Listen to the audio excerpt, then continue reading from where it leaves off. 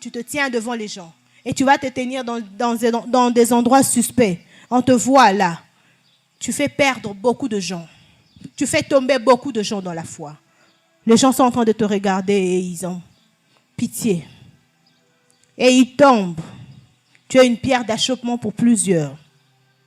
Plus tu montes avec les choses de Dieu, plus tu dois t'imposer des limites.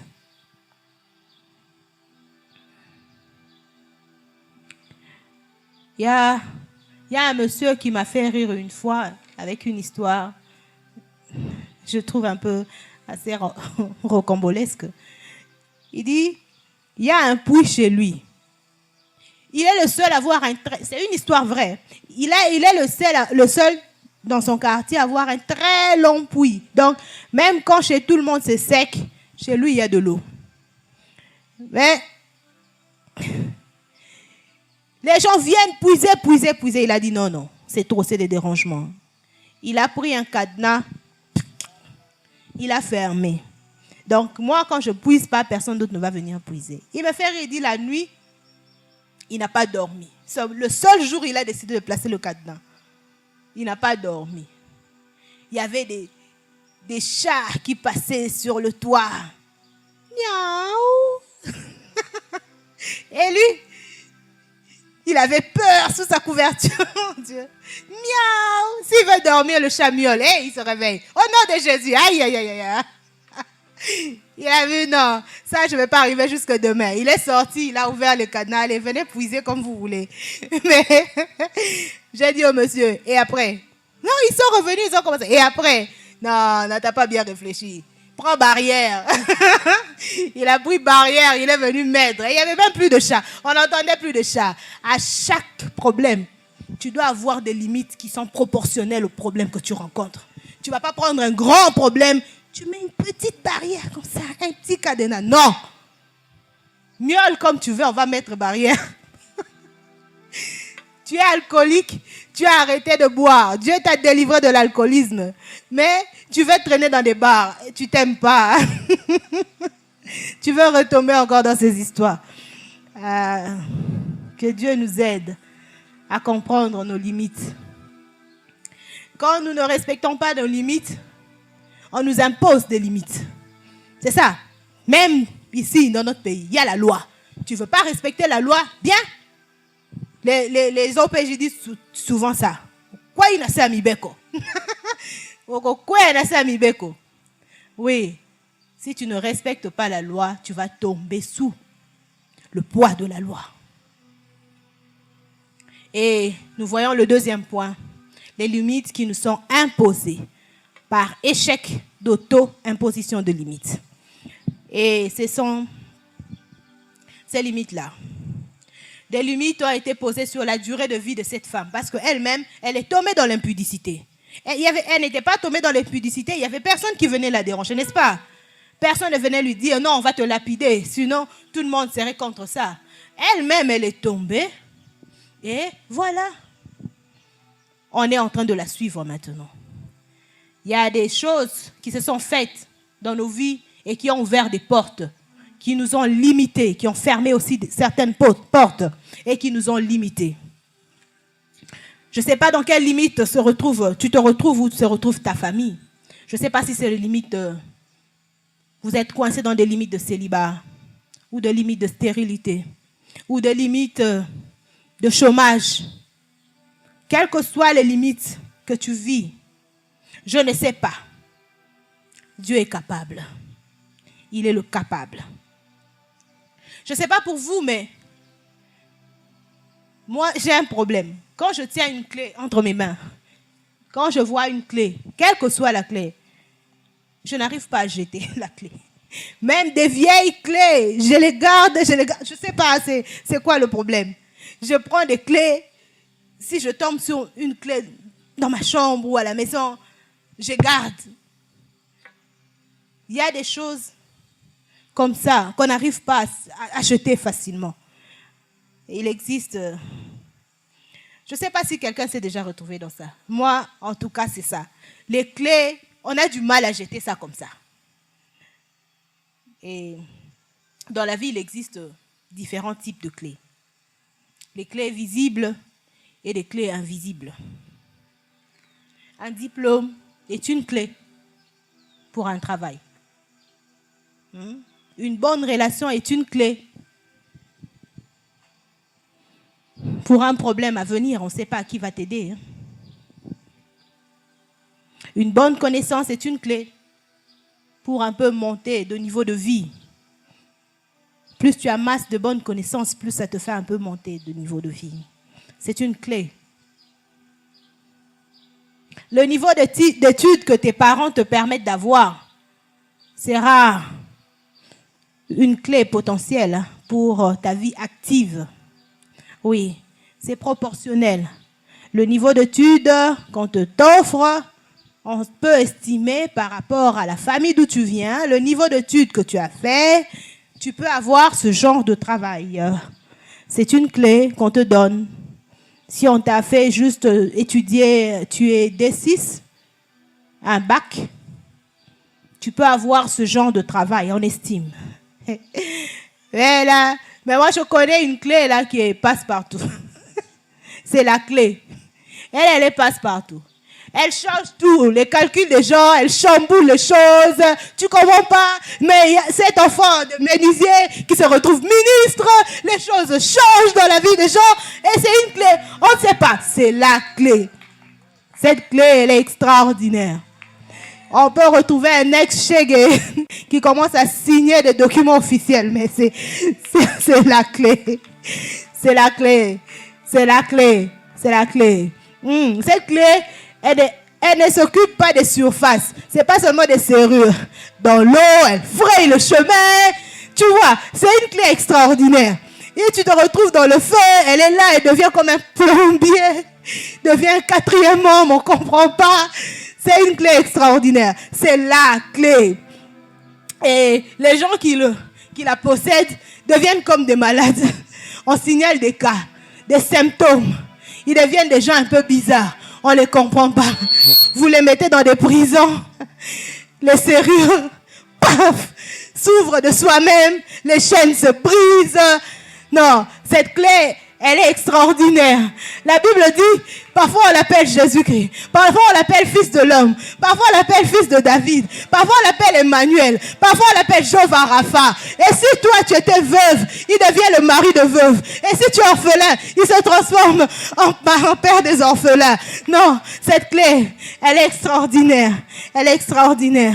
Non, il y a des cas qu'on a signalés comme ça. Je vous dis la vérité. Des cas comme ça. Des gens qui ont eu cette clé, qui l'ont possédée. Ils se sont retrouvés dans des fosses de lions.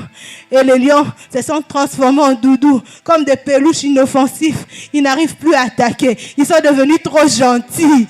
On va signaler des cas ici. Il y aura des symptômes ici qui vont se développer. Il y aura des cas qu'on va signaler ici. Des gens qui auront cette clé. Là, reçois la clé. Alléluia. J'aime cet homme de Galilée. J'aime ce Jésus-Christ. J'aime ce qu'il fait. Il est tellement merveilleux. Alléluia. Alléluia. Dieu est bon. Dieu est bon. Cette femme-là, elle a rencontré la clé qui change l'histoire, qui efface des mauvaises réputations, qui efface des histoires passées. Non, cette fille, elle a beaucoup avorté, elle est inépousable. Elle rencontre la clé. On ne sait pas, la belle famille l'accueille comme une princesse. Oh non, qu'une jeune fille rencontre cette clé. Et toi qui as tendance à ramener le passé des gens, rencontre aussi cette clé. Arrête d'aller accuser les gens. L'accusateur, c'est le diable. Deuxième point, c'est la stratégie de Dieu. La stratégie de Dieu dans le combat de l'homme pour la liberté. Dieu ne combat pas pour la liberté, pour sa propre liberté. Dieu est scandaleusement libre. Dieu est scandaleusement libre. Dieu ne combat pas pour sa propre liberté. Dieu combat pour ta liberté. La stratégie de Dieu pour la liberté de l'homme. Dieu nous a aimés le premier, n'est-ce pas? Parce que quand tu étais encore dans le péché, là, que tu étais dans la boue du péché, qu'il y avait ta mère qui priait pour toi, qui jeûnait pour toi, Dieu t'avait déjà aimé. Tu n'as fait aucun effort. Il n'y a aucun critère, aucun, qui fait que Dieu puisse nous aimer. Il n'y a aucun. Nous n'avons aucun. Nous ne répondrons jamais à un seul critère pour que Dieu puisse nous aimer. La première stratégie de Dieu pour la liberté de l'homme, c'est la grâce. C'est la grâce. Notez, la grâce. Je veux que quelqu'un dise la grâce. La grâce. La grâce, tu ne mérites rien. Je ne mérite rien. Je ne mérite surtout Ngakutu. Je ne mérite rien. Alléluia. La grâce de Dieu. La grâce de Dieu te fait asseoir là, aujourd'hui. La grâce de Dieu te donne le souffle de vie alors que des ministres sont morts cette semaine. Alléluia. La liberté dont Dieu dispose sur nos vies, je disais, elle est scandaleuse. Hein? Elle scandalise les gens de notre époque. Nous sommes habitués à des expressions comme l'égalité des chances. Ça n'existe pas avec Dieu. L'égalité de chance n'existe pas avec Dieu. Il aime qui il veut, il fait grâce à qui il veut, comme il veut. Toi, tu t'es privé toute ta jeunesse, tu étais à genoux, Nangomba, tout. Et lui, il était un drogué, expert en Bombay. Mais il se retrouve ministre de Dieu. Ne murmure pas. Il n'y a pas d'égalité de chance dans la grâce de Dieu. Il n'y a pas d'égalité de chance. Il n'y a pas de démocratie possible. Dieu nous a choisis dès le commencement pour le salut. Dès le commencement. Toi qui te retrouves là, tu es enfant de Dieu. Tu as reçu Jésus-Christ dans ta vie. Sache qu'il t'a choisi dès le commencement pour le salut. Donc il avait déjà un plan pour toi. Allez, je veux que quelqu'un répète avec moi. Oui. Le bonheur et la grâce m'accompagneront tous les jours de ma vie. Et j'habiterai dans la maison de l'Éternel jusqu'à la fin de mes jours. Amen. Okopengwate. Okopengwate. Alléluia. Nakopengwate. Car le péché n'aura point de pouvoir sur vous. Ça, c'est Romains 6, 14.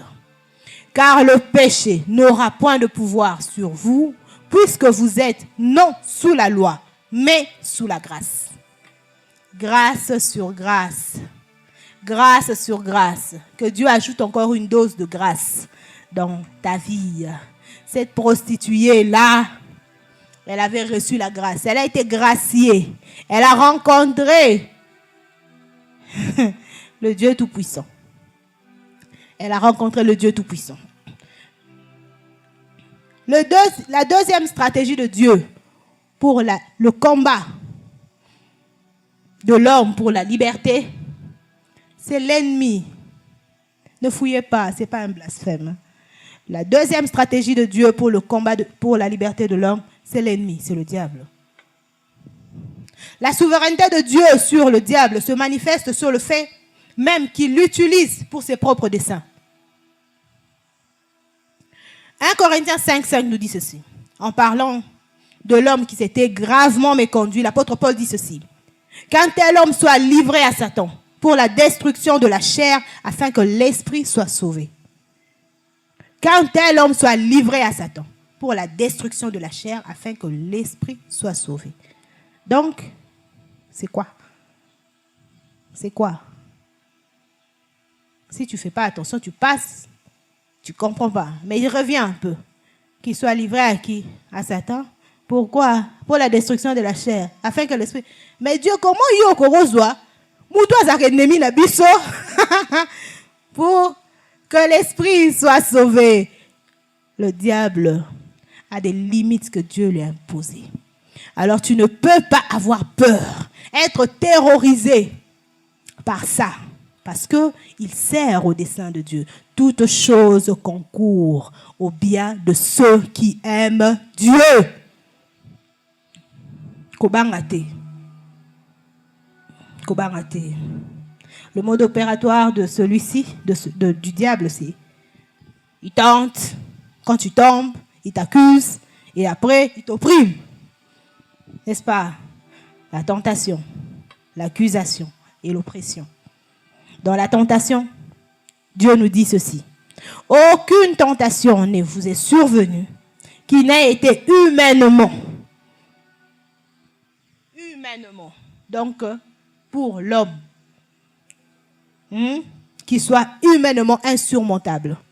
Donc, toute tentation, tu es capable. Dieu t'a donné la capacité de surmonter toute tentation. Rien ne peut être au-delà de vos forces dans la tentation du diable. Tout est sous contrôle. Rien n'échappe au contrôle de Dieu. Le diable exploite nos faiblesses. Il exploite nos faiblesses. Tu es un jeune homme. Tu aimes des bonnes conversations. Tu es un bon vivant, quoi. Et dans des bonnes conversations avec des amis, même un marié, tu te dis à la maison, on sera bruyant, on va embêter les gens, on se retire un peu dans un endroit calme, comme vous le dites. Mais on ne comprend pas les endroits calmes là, il y a plus de bruit qu'à la maison. Non, on va dans un endroit calme pour causer. Mais là, dans ces endroits, comme il y a plus de bruit, et dans ces endroits calmes, très bruyants là, on y met de la musique. Et ces musiques sont en train tout le temps de répéter des paroles pleines d'incitation. Et ces paroles sont en train de rester dans ton subconscient. Tu ne comprends pas. La foi vient de ce qu'on entend. La Bible dit cela, c'est clair. Tu étais un frère très zélé, mais tu ne comprends pas, tu tombes dans le péché. Pourquoi tu tombes dans le péché? Parce que tu as beaucoup entendu des choses qui sont entrées dans ton subconscient et qui te poussent au péché. Encore un peu, la notion de limite est en train de revenir. Alléluia. Alléluia. Alléluia. Je me rappelle quand j'étais en 3e des humanités, on était voisins à notre prof. Ah, être voisin de son prof, c'est vraiment embêtant. On était voisins de notre prof de chimie. Notre prof de chimie avait une petite boutique devant chez... C'était pas chez lui, mais il avait une petite boutique là, il était en train de louer.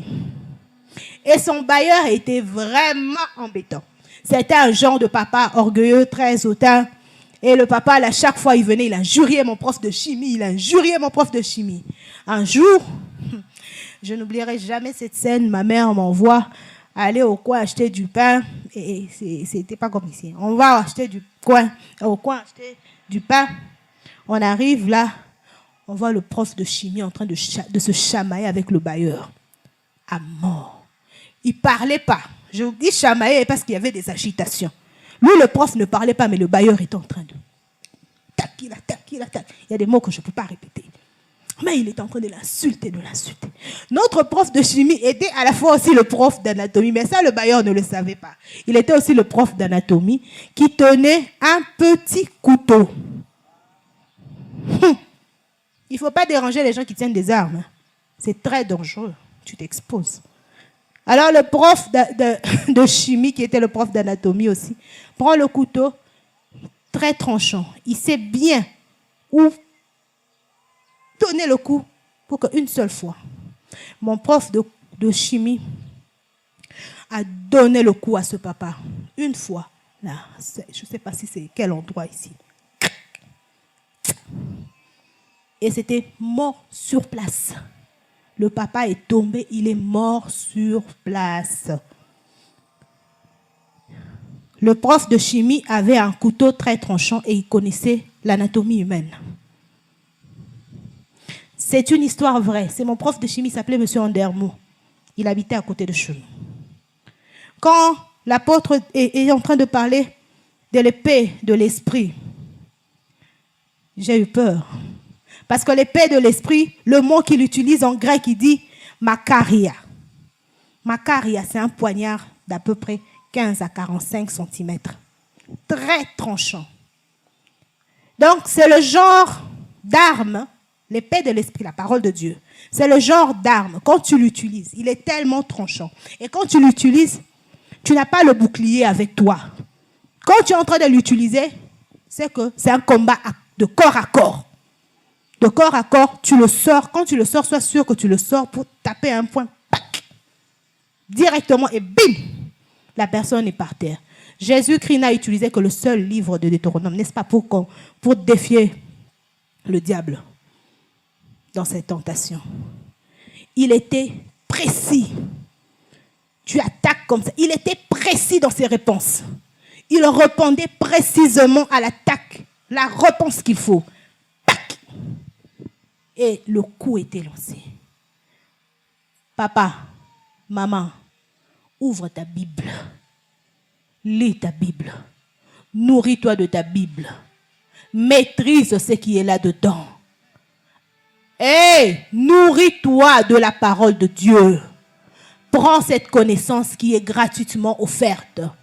Lis la parole de Dieu pour contrer les attaques de l'ennemi. Le coup direct. Ne t'expose pas. Et notre prof avait fui.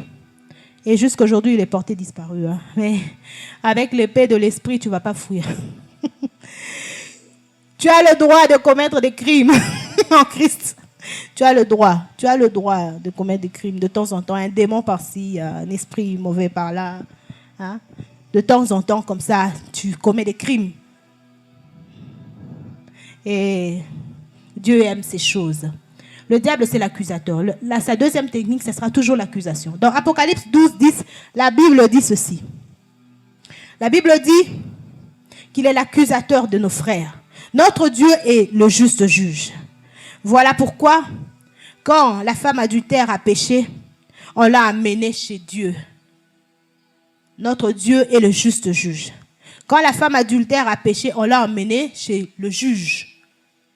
Ils ne sont pas allés par 4 chemins. Jésus était un homme comme tous les hommes, non? Il était fils de charpentier, non? Elle a péché de son côté, mais on l'amène directement chez lui. Pourquoi? Il est le juste juge. On l'amène chez le juste juge. Notre Dieu est le juste juge. Il est le juste juge. Il confond l'accusateur. Il confond l'accusateur. Il confond nos accusateurs. Vous voyez les gens qui vous accusent nuit et jour. Ce n'est pas eux-mêmes. Il y a une force derrière ça. Il y a le diable qui se cache derrière ça. Derrière ces accusations, il y a la main du diable. Ce que tu vois dans le jour comme ça, ce n'est pas tout ce qui est. Nous allons lire le livre de Zacharie. Zacharie, nous courons derrière le temps maintenant. Zacharie 3, 1 à 4. Nous lisons la parole de Dieu. Zacharie 3, à partir du verset 1. Il me fit voir Josué, le souverain sacrificateur, debout devant l'ange de l'Éternel, et Satan qui se tenait à sa droite pour l'accuser. L'Éternel dit à Satan, que l'Éternel te réprime, Satan. Que l'Éternel te réprime. Lui qui a choisi Jérusalem. N'est-ce pas là le tison arraché du feu? Or, Josué était couvert de vêtements sales. Il était couvert de vêtements sales. Et il se tenait debout devant l'ange. L'ange de l'Éternel. Chaque fois que vous voyez l'ange de l'Éternel dans la Bible, c'est Jésus-Christ. L'ange de l'Éternel, prenant la parole, dit à ceux qui étaient devant lui, ôtez-lui les vêtements sales. Puis il dit à Josué, vois, je t'enlève ton iniquité. Je te revêt d'habits de fête. Alléluia. Alléluia. Je t'enlève de ton iniquité et je te revêt d'habits de fête. On l'accuse, il était sale. Ça veut dire que ce pourquoi on l'accusait, il était coupable. La saleté, c'est l'impureté. Ce pourquoi on l'accusait, lui, il était coupable de cela. Mais l'ange de l'Éternel dit, je t'enlève ces vêtements sales. Je t'enlève ce vêtement sale. Je déclare que quelqu'un a les vêtements sales à enlever. Je déclare que ton vêtement sale est enlevé. On ne va plus te compter le péché. La Bible dit, heureux l'homme pour qui l'Éternel ne compte plus ses péchés. Heureux est celui-là. Heureux est celui pour qui Dieu ne compte plus les péchés. Heureux vous êtes. Heureux vous êtes. Il ne s'arrête pas là. Dans 4, nous voyons ceci. Dieu est merveilleux. Non, mon Dieu est bon. Dieu est bon. Il ne s'arrête pas là. Il dit, ainsi parle l'Éternel des armées. Si tu marches dans mes voies et si tu observes mes ordres, tu jugeras ma maison et tu garderas mes parvis. Et je te donnerai libre accès à ceux qui sont ici. Je te donnerai libre accès. Celui qu'on vient accuser parce qu'il a péché. On lui donne maintenant une nouvelle fonction. Non seulement on lui pardonne, mais on l'élève encore. On vient t'accuser, on te pardonne, on t'élève encore. Or, nous savons que Dieu, notre Dieu, l'Éternel, le Dieu des armées, quand il donne la fonction, il donne l'onction. Il te donne la fonction, il donne l'onction. La parole de Dieu est bénie. La parole de Dieu est riche. Il te donne l'onction. Il te donne l'onction. Dieu aime ça. N'aie pas peur quand on t'accuse. Il aime agir dans ce genre de situation. Il aime agir dans ce genre de conditions. Dans ces conditions-là où tu es accusé devant le diable. Pour Satan. Et lui et ses acolytes, il met quoi? Il met une table entre toi et tes adversaires. Et puis il commence à te oindre. Il t'a donné une nouvelle fonction. Pendant qu'on t'accuse, il dresse une table. Il commence à verser. Il dit non, ça suffit. Tu commences à dire Dieu, ça suffit. Là c'est bien, ça va déjà. J'ai compris moi-même, j'ai compris. Je comprends Seigneur. Oui, même les accusateurs, ils commencent à comprendre. Dieu dit, yo, fandawana. Il commence encore, il continue, il verse. Non, c'est bon, je peux boire. Non, il dit, assis-toi. S'il y en a pour toi, il y en a pour toi. Les gens commencent à voir, ils commencent à sentir. Toi-même, tu ne te sens plus. Tu vois que Dieu est dedans. Il est en train d'agir. Mais les voisins, ils n'ont pas encore profité. Dieu voit les voisins. Il dit, voilà, ça doit faire ça. Ça déborde. Ça commence à déborder. Dans le voisinage, on commence à comprendre. Le pays commence à comprendre. Oh, le continent commence à comprendre. Le monde entier commence à comprendre. Voilà, ta coupe déborde en face de tes ennemis. Ils ne boufferont rien. Ils n'auront rien. Toi, tu seras béni devant eux. Il ne dresse pas une table pour que vous mangez ensemble. Il dresse une table pour qu'ils voient que lui, il est celui qui fait ça. Il fait déborder la coupe. Il fait déborder la coupe. Il fait déborder la coupe. Ok. Que quelqu'un ait une coupe débordée au nom de Jésus. Au nom de Jésus. Que nos coupes débordent aujourd'hui. Ne rentre pas comme tu es venu. Une nouvelle fonction va être donnée. Une nouvelle fonction avec une nouvelle provision. Tu auras l'andaillé. Et maintenant, cette femme qu'on est en train de poursuivre rencontre Jésus. Et c'est que les adversaires visent dans ta vie, quand ils te persécutent, maman, quand tu pleures, mon frère, quand tu es dans ta chambre seule, tu ne sais pas, tu ne comprends pas ce que tu as fait aux gens, gratuitement, tu ne sais pas ce que tu as fait aux gens. Le diable, ce n'est pas toi qui vise, c'est la vie de Jésus qu'il est en train de viser. Il est en train de viser la vie de Jésus parce qu'il voulait le tuer. Il voulait que Jésus dise quelque chose d'un peu à côté pour qu'il puisse le tuer. Quand le diable te persécute, c'est la vie de Jésus qu'il est en train de viser en toi. Ce n'est pas toi. Ces combats te dépassent. Alors tu ne combattras pas seul. Tu auras l'armée de l'Éternel avec toi. Que toi tu ne vois pas. Que tes ennemis ne voient pas. Mais Satan le voit. Il le connaît. Il a peur de toi. C'est comme ça qu'il viendra. Avec des ruses. Avec des ruses. La Bible dit tu ne peux pas aller dans la maison d'un homme fort. Voler, prendre ce qu'il a. Pendant qu'il est debout. N'est-ce pas? L'homme fort, on ne l'attaque pas comme ça. On utilise des ruses. Des ruses. Tu es une femme forte. Voilà pourquoi. On utilise des ruses pour t'atteindre. Tu es un homme fort. Voilà pourquoi on utilise des ruses pour t'atteindre. Pourquoi ma camarade balobaka na yote? Oyo kakakaka. Tel a lobaki. Tel a salaki. Tel a lobaki kutuyo. Kutuyo. Tu es un homme fort. Tu es une femme forte. Quand on te parle en face pour voir. Qu'on vienne te dire ces choses pour voir. Au nom de Jésus-Christ. Alléluia. Alléluia. Et la Bible dit ceci. Ma Bible dit aussi ceci. Il peut arriver que dans les attaques, tu sois touché. Mais ma Bible me dit ceci. Le malheur atteint souvent le juste. Souvent. Et ma Bible ne s'arrête pas là. Notre Dieu n'est pas le Dieu de l'inachevé. Il dit ceci. Mais l'Éternel en délivre toujours. Touché une fois, touché deux fois. Oh, mais toutes les fois délivré, tu seras toujours debout. Et courbé, mais jamais écrasé. Courbé, mais jamais écrasé. Malade, mais jamais écrasé. J'aime ce terme en lingala. On dit nazobela. Kobela, c'est quoi? C'est comme si tu es la nourriture dans la casserole. Ozobela, bando kibalia yo. Mais bakolia te. Okobela, mais okobima. Okobika. Okobela, mais okobika. Okobika. Toi, tu ne mourras pas. Tu vivras et tu proclameras les œuvres de l'Éternel. Tu vas proclamer la bonté de Dieu. Tes enfants vont proclamer la bonté de Dieu. Ton ministère va proclamer la bonté de Dieu. Ta femme va proclamer la bonté de Dieu. Ta maison va proclamer la bonté de Dieu. Ton mari va proclamer la bonté de Dieu. Dieu est bon. Alléluia. Alléluia. Je ne sais pas de quelle manière ta liberté est menacée. Moi, je ne sais pas.